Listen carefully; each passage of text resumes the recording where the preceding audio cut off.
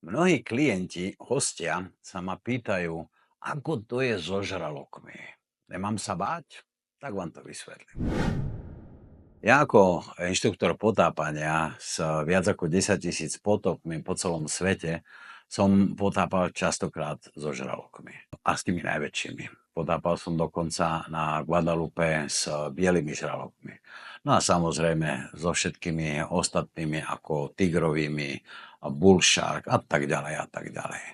Ale môžem povedať, v živote som nemal problém so žiadnym žralokom.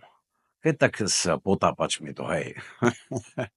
Ale pamätám si veľmi dobre, keď som robil kurzy s malými deťmi a bral som ich do malej zátoky a mali sme tam žralokov, baby žralokov v podstate, 1 meter, čierny typ, black tip. A sa tam s nami plávali a pamätám si veľmi dobre, čo to bolo pre mami. Oni čakali na brehu a ja som išiel dole s malými deckami, 8-9 ročnými. A začali sme teda potápať. A zrazu tie žraloky, tie plutvy na tej vode taďal, tie mamy, keď sme vychádzali, boli zelené, modré, červené. Ja som myslel, že dostanú infarkt. Udence.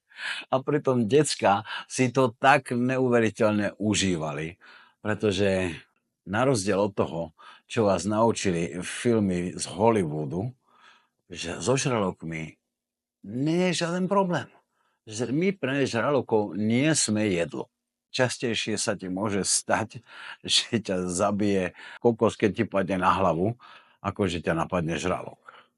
Takže, aby ste vedeli, žiaden strach pred žralokmi. Je to vôbec šťastie, keď sa nejaký žralok k tebe priblíži a potočí sa okolo teba. Samozrejme, treba vedieť, ako reagovať, ako sa správať. Na to sú tam inštruktori, aby to správanie bolo správne. Nejazdíme na žralokoch, nedržíme ich za plutvy a tak ďalej.